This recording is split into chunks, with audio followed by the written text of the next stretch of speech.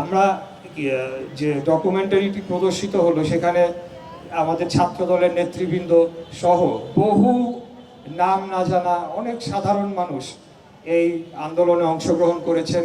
এই আন্দোলনে শহীদ হয়েছেন তরকারিওয়ালা, রিক্সা চালক, দিন মজুর থেকে শুরু করে শিশু বাচ্চারা পর্যন্ত রেহাই পায় নাই। এরকম ভয়াবহ একটা পরিস্থিতির মধ্যে দিয়ে আমরা গিয়েছি। আমি ব্যক্তিগতভাবে আমার কথা বলতে চাই, এপ্রিল মাসে থেকেই আমি কারাবন্দী ছিলাম।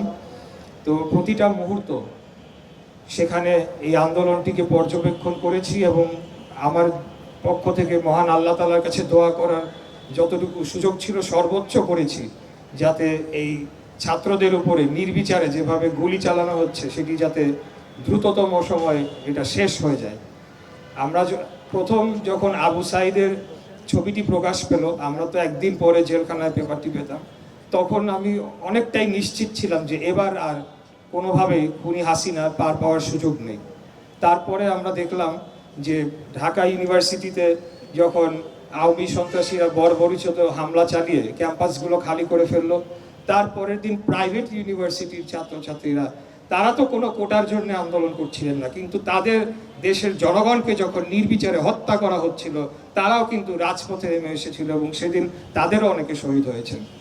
এর পরের দিন শুক্রবার ছিল, সেদিন মাদ্রাসার ছাত্ররা তারা যেভাবে ভূমিকা রেখেছে, অর্থাৎ প্রত্যেকটি দিনই প্রত্যেকটি স্তরেই কোনো না কোনো জায়গা থেকে কেউ না কেউ বা কারা অবশ্যই এই গুরুত্বপূর্ণ ভূমিকা রেখেছিলেন এই খুনি হাসিনাকে বিতাড়িত করার জন্য।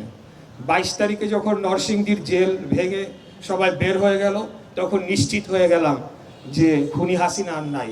তবে এটি 5 তারিখেই হয়ে যাবে সেটিও ভাবিনি, ভেবেছিলাম যে হবে, কিছুটা সময় লাগবে, কিন্তু খুনি হাসিনাকে যেতেই হবে। এই মনোবলটা এবং এই বিশ্বাসটা সব সময় আমার ভিতর কাজ করেছে। বিগত দিনেও যখন আমরা আমাদের মরহুমা নেত্রী, দেশনেত্রী এবং খালেদা জিয়ার নেতৃত্বে আন্দোলন সংগ্রাম করেছি, তখনও আমরা দৃঢ় মনোবল নিয়ে সবসময় আন্দোলন সংগ্রাম করেছি। কেন? কারণ আমরা সবসময় বাংলাদেশের পক্ষে, বাংলাদেশের স্বাধীনতার সার্বভৌমত্বকে রক্ষা করার জন্য, বাংলাদেশের জনগণের অধিকারকে প্রতিষ্ঠা করার জন্য এবং গণতন্ত্রকে প্রতিষ্ঠা করার জন্য লড়াই সংগ্রাম করেছি।